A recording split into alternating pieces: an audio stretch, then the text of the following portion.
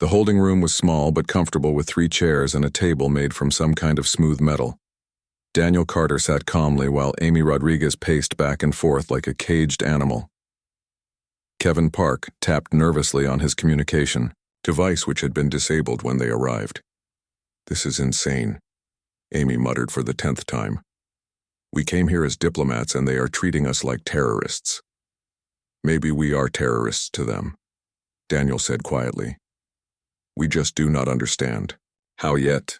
Before Amy could respond, the door opened with a soft hiss.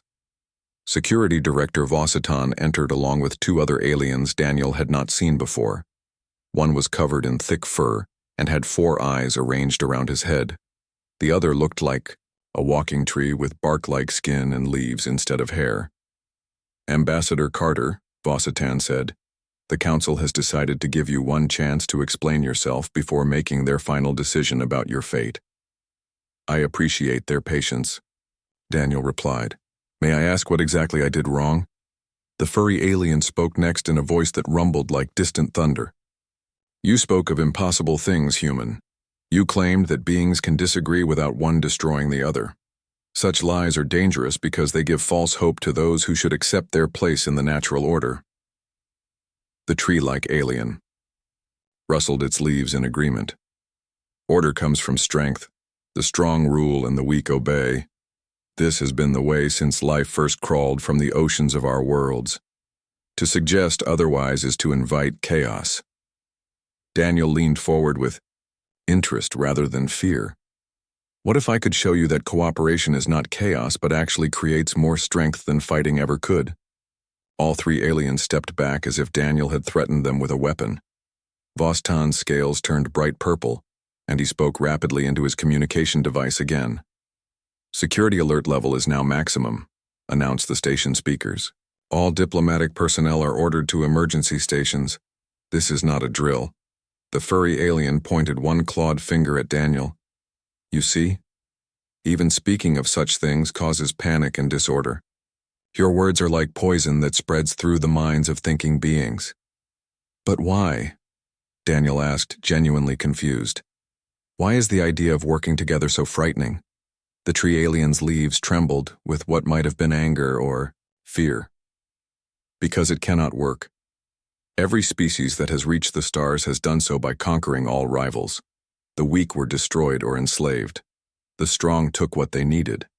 This is the only way intelligent life can survive and grow." Daniel stood up slowly and opened his briefcase again. The 3 aliens immediately backed toward the door but did not flee. He pulled out one of the photographs and placed it on the table. "This is Earth," he said, pointing to the blue and green world in the picture. "On this planet live over 7 billion humans divided into nearly 200 different nations." Vosatan looked at the image with his scanner device. "Impossible. No world can support that many competing groups without constant war destroying everything. Yet here we are," Daniel said with a smile. "Not only do we survive, but we thrive. We trade with each other, share knowledge, help each other during disasters, and solve problems together." The furry alien's 4 eyes blinked in rapid sequence. "You must be lying. Show us proof of this impossible cooperation." Daniel pulled out his recording device and set it on the table. "This contains video recordings from Earth. You are welcome to examine them with any equipment you have." The 3 aliens looked at each other with expressions Daniel was learning to read as deep concern. They had clearly not expected the human to offer evidence to support his claims. "We will need to verify this information with our best analysis systems," Vosatan said finally. "If you are telling the truth, then everything we understand about intelligent life may be wrong." "And if he is lying?" asked the tree alien. "Then he is the most sophisticated deceiver we have ever encountered," rumbled the furry one. Daniel sat back down and folded his hands calmly. "While you are checking the recordings, may I ask about your own species? How do you resolve disagreements? Among your own people?" The question seemed to confuse all 3 aliens. They looked at each other as if Daniel had asked them to explain how to breathe. "There are no disagreements among the Saurians," Vosatan said slowly. "The strongest leads, and all others follow. Disagreement means weakness, and weak Saurians are removed from the gene pool. The furry alien nodded. The Korthari have the same system. The pack leader decides everything. Any who challenge the leader either win and become the new leader, or die in the attempt. And my people, the Dendrians, share one mind through our root network, added the tree being. Individual thoughts that contradict the group mind are simply absorbed and eliminated. Daniel felt a chill run down his spine as he began to understand the magnitude of the cultural gap between humans and these species. They had never learned to compromise because their societies literally killed anyone who disagreed with the majority or the leader. So when different species meet each other for the first time, how do you decide who is in charge? He asked. Through combat, all three aliens said at the same time. Usually the combat continues until one species surrenders completely or is destroyed, Vostan explained. The survivors become either rulers or servants. There is no middle ground. Daniel leaned back in his chair and rubbed his temples. No wonder his talk of cooperation had triggered security alerts. To these beings, suggesting that different groups could work together as equals was like suggesting that gravity could flow upward or that fire could freeze water. What about trade? Daniel asked. Surely you exchange goods and services with other species. Trade is tribute, the furry alien explained. The weak give resources to the strong in exchange for protection from other strong species. It is not cooperation. It is a form of controlled conquest. Amy Rodriguez had stopped pacing and was now staring at the aliens with horror. You are saying that every species in the galaxy either dominates or gets dominated? There is no equality at all. Equality is a meaningless concept, the tree alien said with certainty. No two things in the universe have exactly the same strength, intelligence, or resources. Therefore, one must always be superior to the other. Kevin Park finally spoke up.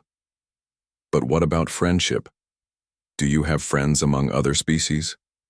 The three aliens looked at him with blank expressions. Vossatan consulted his translation device as if the word had not been properly converted. I am not familiar with this concept of friendship between different species, he admitted. Within our own species, we have alliances based on mutual benefit or family loyalty. But with other species, we have only dominance relationships. Daniel realized that humanity was about to either revolutionize galactic civilization or be destroyed, as a threat to everything these species believed about how the universe worked. Either way, there was no going back now. The door opened again and a different alien entered. This one was tall and thin with silver skin that reflected light like a mirror. It spoke in a voice that sounded like multiple people talking at once. The council has finished analyzing the human recordings, it announced. The evidence shows that humans do indeed practice the impossible art of intergroup cooperation without dominance. The council must now decide whether this makes humans the most valuable species in the galaxy or the most dangerous. The transport ship New Horizon came to a stop at the massive space station called Nexus Prime. Daniel Carter looked out the small window at the incredible sight before him. Ships of all shapes and sizes floated around the station like metal fish in a cosmic ocean. Some were long and thin like needles, others round like giant balls, and a few looked like living creatures with wings and tentacles. First time seeing aliens up close, sir, said Lieutenant Amy Rodriguez as she checked her equipment one last time. She was a small woman with short brown hair and sharp eyes that missed nothing. Her uniform was simple and clean without any weapons or armor. Same here, replied Kevin Park from his seat near the communication console. He was young and nervous but good with languages and technology. His job was to help Daniel talk to the aliens when their translation systems failed. Daniel Carter stood up and straightened his plain black suit. He was a tall man in his 50s with gray hair and calm eyes. He carried only a simple leather briefcase and wore no protection of any kind. This made him very different from every other diplomat who had ever come to Nexus Prime. The docking process finished with a soft bump, and the ship's captain announced they could leave. Daniel walked to the exit door with Amy and Kevin following, close behind. When the door opened, a wave of different smells hit them. The air tasted like metal and electricity with hints of things they could not identify. The docking bay was enormous. The ceiling stretched so high they could barely see. Creatures of all kinds moved around doing their jobs. Some had 4 arms, others had tentacles instead of legs, and a few floated in the air without any visible means of support. A group of official-looking aliens waited for them near the exit. The leader was a tall reptilian creature with 6 arms and scales that changed color as he moved. His name was Security Director Vositan, and his job was to check all new arrivals for weapons and threats. "Welcome to Nexus Prime Human Delegation," Vositan said through a small device that translated his hissing voice into English. "I must conduct the standard security scan before you can enter the diplomatic areas." Daniel nodded and stepped forward. "Of course, Director, we understand the need for safety." Vositan activated a handheld scanner and pointed it at Daniel. The device made soft beeping sounds as it examined every part of his body.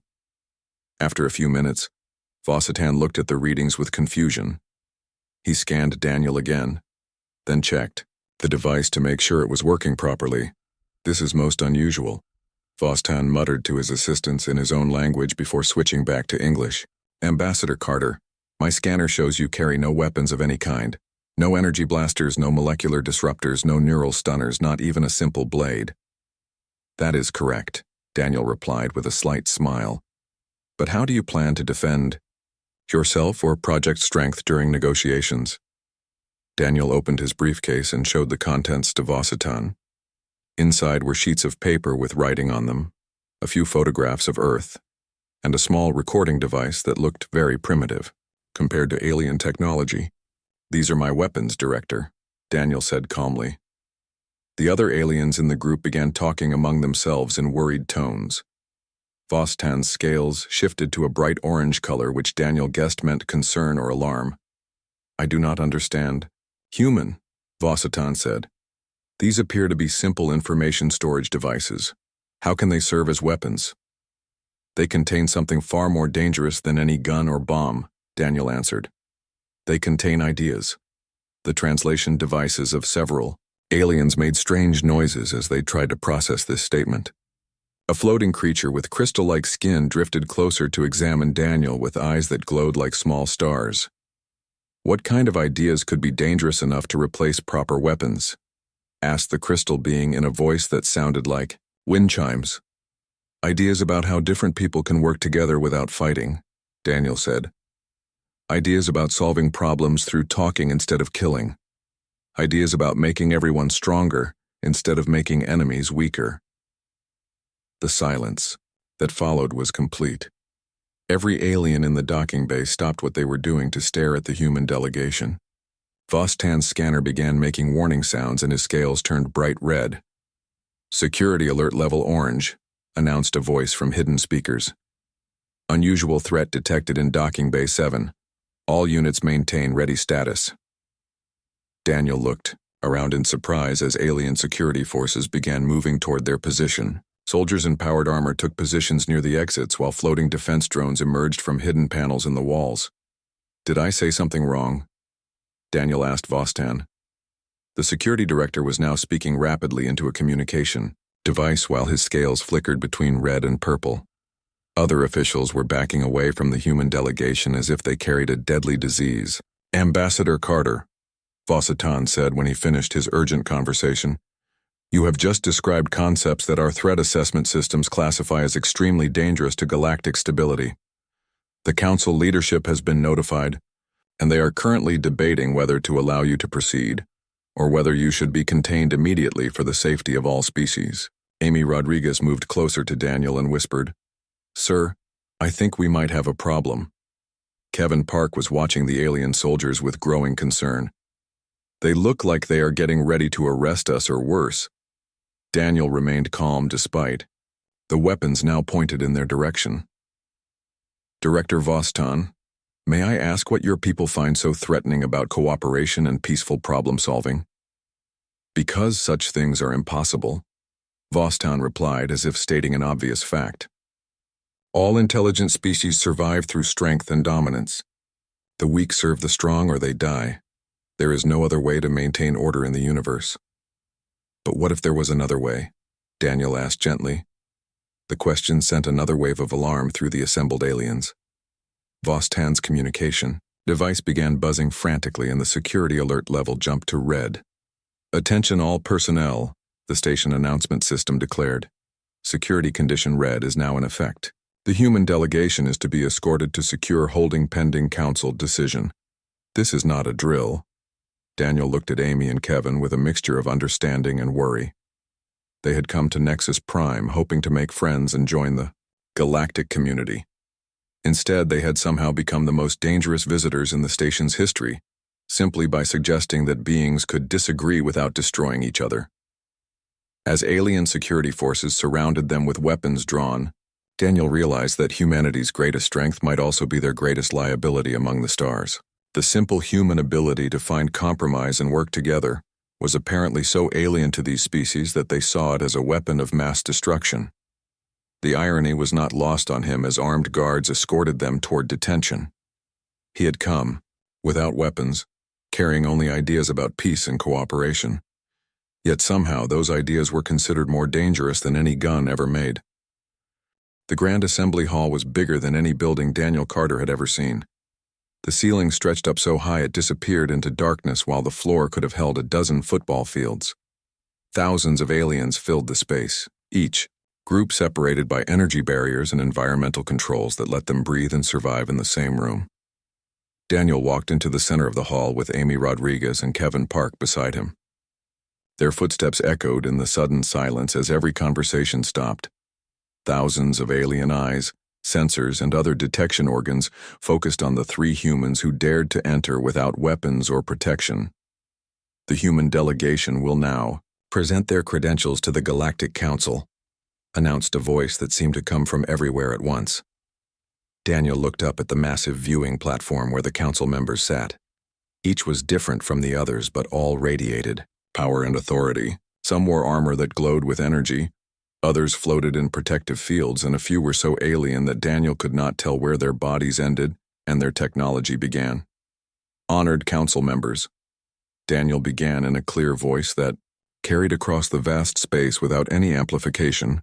I am Ambassador Daniel Carter, representing the planet Earth and the human species. I come before you today not as a conqueror seeking to dominate or as a servant begging for mercy, but as an equal, hoping to join your community.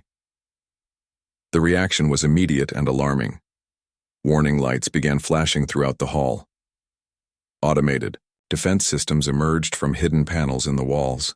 Security forces that had been invisible moments before suddenly appeared at every exit. Security Condition Maximum, blared the announcement system. Unprecedented threat level detected. All personnel maintain maximum alert status. Chairman Thorak, an ancient being who looked like a cross between a giant spider and a crystalline formation, leaned forward on the central platform. When he spoke, his voice was like the sound of breaking glass. Human Ambassador, you have just spoken words that have never been heard in this chamber. No species has ever claimed to seek equality with the Galactic Council. All who come before us seek either to conquer us or to submit to our authority. What you suggest is impossible. Daniel smiled despite the weapons now trained on him from every direction. With respect, Chairman, I would like to tell you how humans learned to make the impossible possible. Speak quickly, human, rumbled a massive alien that looked like a living mountain. My people grow tired of these word games. If you cannot prove your strength, then you should submit or be destroyed. Daniel reached into his briefcase and pulled out another photograph. This one showed a large building with many flags flying in front of it. This is the United Nations building on Earth, he said, holding up the picture. Inside this building, representatives from 193 different human nations meet regularly to discuss problems and make decisions together. A creature that appeared to be made of liquid metal flowed closer to examine the image. You claim that 193 separate armies meet in one place without fighting? This is clearly a fabrication. They do not come as armies, Daniel explained patiently. They come as diplomats whose job is to find solutions that work for everyone. Impossible, declared a being that looked like a walking hurricane contained in a transparent shell. If they do not come as armies, then how do they enforce their will upon the others? They do not enforce their will, Daniel said. They negotiate until they find compromises that all sides can accept. The word compromise sent shockwaves through the assembled aliens. Translation devices throughout the hall began making error sounds as they struggled to process a concept that did not exist in any of their languages. "What is this compromise?" asked a floating brain surrounded by mechanical tentacles. "My database contains no reference to such a thing," Daniel thought for a moment about how to explain something so basic to humans that children learned it in playgrounds. Compromise is when two sides want different things, so they agree to a solution where both sides get some of what they want but not everything. The silence that followed was so complete that Daniel could hear the hum of the hall's life support systems. Then the questions began coming from all directions at once. "But how does the stronger side accept getting less than everything?" demanded the mountain creature. "What prevents the weaker side from simply taking more once the stronger side has agreed to share?" asked the liquid metal being. "If neither side gets everything they want, then both sides lose. How can this create anything but weakness and resentment?" questioned the hurricane entity. Daniel raised his hands for quiet, and somehow the hall fell silent again. "Because when both sides get something they want, both sides have a reason to keep the agreement working. When only one side wins, the other side will always look for ways to fight back." Chairman Thorak's crystalline structure began glowing brighter. "You speak of maintaining agreements with those who could become enemies. Why not simply destroy potential enemies before they become strong enough to threaten you?" "Because today's enemy might be tomorrow's greatest ally," Daniel replied. "On Earth, nations that fought terrible wars against each other now work together closely. France and Germany killed millions of each other's people in two great wars, but today they are partners in the European Union." The furry alien Daniel had met earlier, who was apparently called General Korthak, stood up on one of the viewing platforms. "This makes no sense, human. If these France and Germany proved they could kill each other's people, then they proved they are dangerous enemies. The logical response is to destroy them completely before they attack again." Amy Rodriguez whispered to Daniel. "I think I am starting to understand why they find us so scary." Daniel nodded slightly before addressing the general. "But General, what if you could turn an enemy into an ally instead of destroying them? Would you not then have their strength added to yours instead of wasted in fighting?" "Enemy strength is always enemy strength," General Korthak growled. "It cannot become friendly strength because enemies exist to be dominated or eliminated. Yet, humans have proven that enemy strength can indeed become allied strength," said a new voice from the council platform. Daniel turned to see a tall, elegant alien with smooth purple skin and large golden eyes. Unlike the others, she seemed more curious than hostile. "I am Counselor Zara Lynn of the Psychic Collective," she said. "My people have been studying the human recordings very carefully.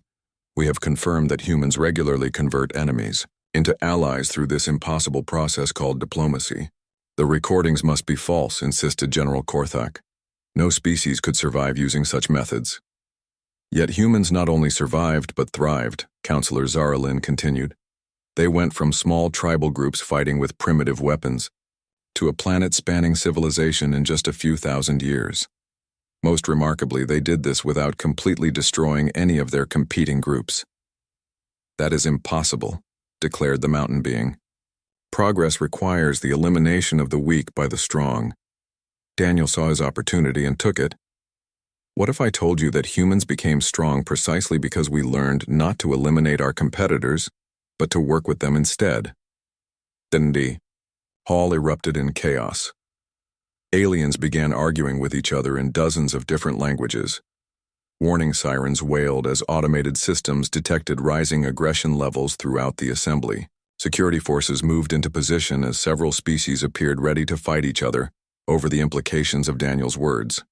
Chairman Thorak finally restored order by activating some kind of sonic weapon that temporarily stunned everyone into silence. "Enough," he declared. "The human has presented us with claims that threaten the very foundation of galactic civilization. Either he speaks the truth and everything we know about survival and progress is wrong, or he is the most dangerous deceiver ever encountered." Daniel stood quietly in the center of the chaos he had unknowingly created. He was beginning to understand that humanity's greatest achievement was also their greatest threat to every other species in the galaxy. By learning to cooperate instead of dominate, Humans had developed something that could destroy the careful balance of power that kept galactic civilization stable. Whether that made them saviors or destroyers remained to be seen. Chairman Thorak called for an emergency recess after the chaos in the assembly hall reached dangerous levels. Daniel Carter and his team were escorted back to their holding room while the council leadership met in urgent session behind closed doors. The emergency meeting took place in the most secure chamber on Nexus Prime, a room shielded from all forms of surveillance and communication. Around a massive table sat the most powerful beings in the galaxy, each representing billions of citizens across thousands of worlds. General Korthak slammed his massive fist on the table, causing several smaller council members to jump in their seats. This human speaks of madness. He claims that weakness can become strength and that enemies can become friends. Such ideas will destroy everything we have built. Perhaps that is exactly what we need, said Councillor Zaralin quietly. Her words brought shocked silence to the room. You cannot be serious, hissed War Marshal Vextra of the Hive Worlds. Her insect-like form clicked and chittered with agitation. The Hive has maintained perfect order for 10,000 years through absolute hierarchy. Every drone knows their place and follows commands without question. What this human describes would create chaos and rebellion. Would it? Asked Councillor Nimral of the Ethereal Collective. His crystalline form pulsed with soft light as he thought. My people achieved unity by absorbing all individual consciousness into our collective mind. We eliminated disagreement by eliminating individual thought. But what if there was another way to achieve cooperation without destroying diversity? Admiral Kektar of the Domination Fleet stood up, his mechanical augmentations whirring softly. I have studied human military history and their recordings. They fight wars differently than we do. When they defeat an enemy, they often help rebuild what they destroyed. When they occupy conquered territory, they eventually give it back. This makes no logical sense. Unless, said Councillor Zaralin, they understand something about victory that we do not. Chairman Thorak's ancient voice carried the weight of millennia. I have lived longer than any being in this room. I have seen the rise and fall of hundreds of civilizations. All followed the same pattern. Grow strong, conquer the weak, expand until they meet stronger enemies, fight until one side is destroyed. It has been the way of things since intelligent life first reached for the stars. And yet, pointed out Science Counselor Yargeth, a floating brain-like entity, human civilization appears to be stable in a way that none of ours have achieved. They have weapons capable of destroying their entire planet, yet they choose not to use them. They have the power to conquer weaker nations, yet they create laws to protect them instead. It is unnatural, declared High Priest Zekmor of the Divine Hierarchy. The strong must rule the weak. The superior must guide the inferior. This is the divine order of the universe. What humans practice is an abomination that goes against natural law. But what if natural law is wrong? Asked Councillor Zaralin. What if there are laws of cooperation that we have never discovered because we destroyed everyone who might have taught them to us? The room fell silent as the implications of her words sank in. For countless ages, galactic civilization had been shaped by the simple principle that might makes right. Every species that reached the stars had done so by conquering or absorbing all rivals. The weak had been eliminated or enslaved, leaving only the strong to inherit the galaxy. The human ambassador spoke of something called the United Nations, said Admiral Kektar slowly. I have analyzed their historical records. This organization has prevented several global wars and resolved thousands of smaller conflicts through what they call negotiation and compromise. Impossible, snorted General Korthak. Wars are prevented through superior firepower and the destruction of potential enemies, not through talking. Yet the evidence shows it works, Admiral Kektar continued. Human nations that should be natural enemies instead cooperate on projects that benefit them all. They share technology, coordinate responses to disasters, and even work together to explore space. War Marshal Vextra's chittering grew more agitated. If such methods became known throughout the galaxy, it would undermine the authority of every government and military force. Soldiers would question orders. Citizens would demand representation. The weak would refuse to serve the strong. Exactly, whispered Counselor Nimral. It would be the end of civilization as we know it. Chairman Thorak stood slowly, his crystalline form towering over the table. The question before us is simple, but terrible. Do we destroy this human and his dangerous ideas before they can spread? Or do we allow him to teach us these methods that might transform our entire galaxy? If we destroy him, we remain as we are, said Science Counselor Yargeth. If we let him live, everything changes. Change is not always improvement, pointed out High Priest Zekmor. The current system maintains order across billions of worlds. It may not be perfect, but it works. Does it? Asked Counselor Zaralin. How many wars are we fighting right now? How many rebellions are we suppressing? How many species live in fear of their neighbors? How many resources do we waste on weapons and conquest when we could be using them to improve life for everyone? General Korthak growled deep in his throat. War is the natural state of intelligent beings.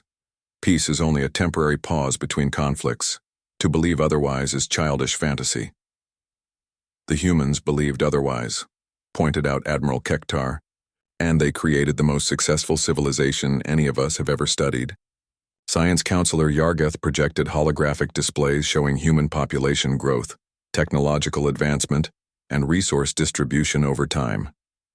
Look at their development curve. They advanced faster in the last few centuries than most species do in millennia. Their cooperation methods may actually be more efficient than our conquest methods. Efficient at what? Demanded War Marshal Vextra. At creating weakness and disorder? Efficient at creating strength through unity rather than division, Counselor Zaralin replied. What if we have been doing everything backwards?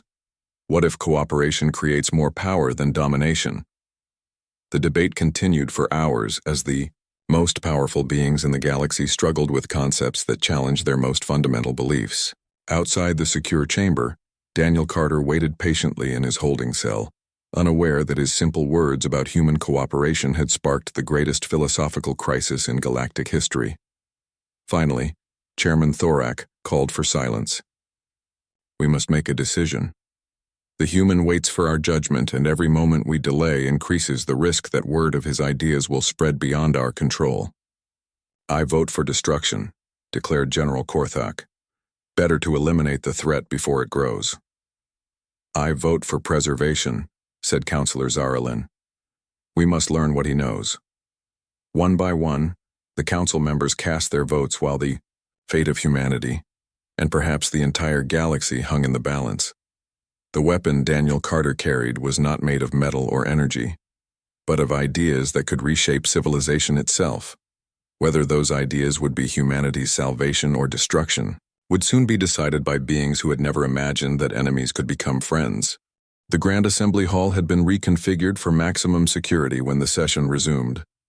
Every weapon system on Nexus Prime was active and ready. Thousands of aliens filled the viewing areas while their leaders sat in judgment on the platform above. Daniel Carter stood in the center of the hall with Amy Rodriguez and Kevin Park beside him. The three humans appeared tiny and fragile, surrounded by so much alien technology and military might, yet somehow they had become the focus of the galaxy's attention. Chairman Thorak's crystalline form glowed with inner light as he prepared to announce the council's decision. The ancient being had seen the rise and fall of countless civilizations, but never had he faced a choice that could reshape the fundamental nature of galactic society. Ambassador Carter, Chairman Thorak began, his voice carrying clearly through the vast chamber. The Council has spent many hours discussing your claims about human cooperation and diplomacy. We have analyzed your evidence and debated the implications of your words. Daniel felt his heart racing but kept his expression calm and respectful. Amy and Kevin moved slightly closer to him, ready to face whatever judgment was coming. Before we announce our decision, Chairman Thorak continued, we require clarification on several points. You claim that humans resolve conflicts without determining clear winners and losers. How is this possible when resources are limited and competition is inevitable? Daniel took a deep breath before answering. Chairman, humans learned that competition and cooperation are not opposites. We can compete to find the best solutions while cooperating to implement them. When we work together, we often discover that there are more resources available than we initially thought. General Korthak leaned forward aggressively. Explain this impossible claim, human. Resources are finite. What one group takes, another group cannot have. That is true for physical resources like land or minerals, Daniel agreed. But it is not true for knowledge, technology, or ideas. When humans share these things, both sides become richer instead of one becoming poorer. Counselor, Zarlin spoke next. You mentioned something called democracy, where leaders are chosen rather than taking power through strength. How do you prevent the weak from choosing weak leaders? We do not prevent anything, Daniel replied with a slight smile. We trust that people will choose leaders who serve their interests. Sometimes they choose poorly, but when they do, they can choose different leaders in the next election. Election? Asked War Marshal Vextra, her insect mandibles clicking. In confusion. A peaceful process where citizens vote to decide who will lead them, Daniel explained. The person who gets the most votes becomes the leader, but only for a limited time. The concept of voluntary leadership change sent shocked murmurs through the alien assembly. In their experience, leaders ruled until they died or were killed by stronger challengers. Science Counselor Yargeth projected his thoughts through speakers around the hall. This raises a critical question, Ambassador. If your leaders have limited terms and must convince people to follow them rather than forcing obedience, how do they maintain order and discipline? Daniel paused to consider how to explain something so fundamental to human society. They maintain order by serving the people's needs rather than their own desires. A leader who fails to serve the people will not be chosen again. But what prevents chaos when leaders change? Asked Admiral Kektar. How do you maintain continuity of policy and direction? We have systems that continue regardless of who leads them, Daniel said. Laws, institutions, and traditions that provide stability while allowing for adaptation and improvement. High Priest Zekmor's ornate robes rustled as he leaned forward. You speak of systems that serve the people rather than demanding service from them. This contradicts the divine order where the superior naturally rules the inferior. With respect, Daniel replied carefully, humans believe that all people have equal value and deserve equal treatment under the law, regardless of their strength or intelligence. The reaction was immediate and intense. Alarms began sounding throughout the station as alien threat assessment systems registered Daniel's words as catastrophically dangerous to social stability. Impossible, declared several council members simultaneously. Chairman Thorak called for order as the assembly erupted in confused discussions. When silence returned, he addressed Daniel directly. Ambassador Carter, you have just described a form of civilization that should collapse immediately under its own contradictions, yet your evidence shows it thriving. This paradox has forced us to confront uncomfortable questions about our own societies. Daniel waited respectfully for the chairman to continue. We have discovered that every species in this galaxy achieved spaceflight through the same methods: absolute hierarchy, elimination of dissent, and conquest of rivals. We assumed these were universal requirements for technological advancement. But humans proved that assumption wrong, added Counselor Zaralin. You achieved spaceflight and interstellar travel using cooperation methods we thought impossible. General Korthak stood up heavily. Even if human methods work for humans, they cannot work for other species. We are too different, too warlike, too set in our ways. Are you?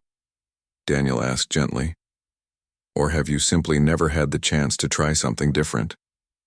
The question hung in the air, like a challenge to everything galactic civilization had ever believed about itself. Chairman Thorak's ancient voice carried a note of uncertainty for the first time in millennia. The Council has reached a decision that is unprecedented in our history. We cannot determine whether humanity represents the greatest opportunity or the greatest threat we have ever encountered. Daniel felt his throat tighten as he waited for the verdict. Therefore, Chairman Thorak continued, we choose both options. We grant Earth provisional membership in the Galactic Council with full diplomatic rights and protections. Cheers erupted from some sections of the assembly, while others responded with angry protests. Chairman Thorak activated sonic dampeners to restore quiet. However, he added, this membership comes with a unique condition that has never been imposed before. Ambassador Carter, you will establish a permanent diplomatic mission here on Nexus Prime. Your purpose will be to teach other species these cooperation methods you describe. Daniel stared in amazement. You want us to teach diplomacy to the galaxy? We want you to prove that your methods can work for others besides humans, Counselor Zaralin clarified. If you succeed, you will have given the galaxy something more valuable than any technology or resource. And if we fail? Amy Rodriguez asked quietly. Then we will know that human cooperation is a unique trait that cannot be replicated, Admiral Kektar replied. Either way, we will learn something important. General Korthak growled his displeasure. I predict failure and chaos. These soft, human methods will weaken any species foolish enough to try them. Perhaps, Chairman Thorak acknowledged. But we have also considered the possibility that General Korthak is wrong. If human methods can create strength through cooperation rather than conquest, then everything we know about civilization must be reconsidered. Daniel felt the weight of responsibility settling on his shoulders. Humanity had not just gained membership in the galactic community, they had been tasked with potentially transforming it. We accept your conditions, Daniel said formally. Humanity will do everything possible to share our knowledge and help build a more cooperative galaxy. As the session ended and alien delegates began filing out in animated discussions, Daniel realized that the real work was just beginning. They had come to join galactic civilization, but instead found themselves trying to reshape it. The human, Diplomat had indeed come without weapons, carrying only ideas about cooperation and peace. Those ideas had proven more dangerous to the established order than any army ever assembled. Whether they would ultimately destroy or save galactic civilization remained to be seen. But for the first time in galactic history, species that had been enemies for millennia were beginning to wonder if there might be another way to resolve their differences. The impossible human concept of turning enemies into allies was spreading through the galaxy like wildfire. Daniel Carter smiled as he watched alien representatives approach each other with curiosity rather than hostility. Perhaps the greatest human weapon was not the ability to fight, but the ability to imagine a universe where fighting was no longer necessary. The revolution had begun not with violence, but with the simple suggestion that beings could disagree without destroying each other.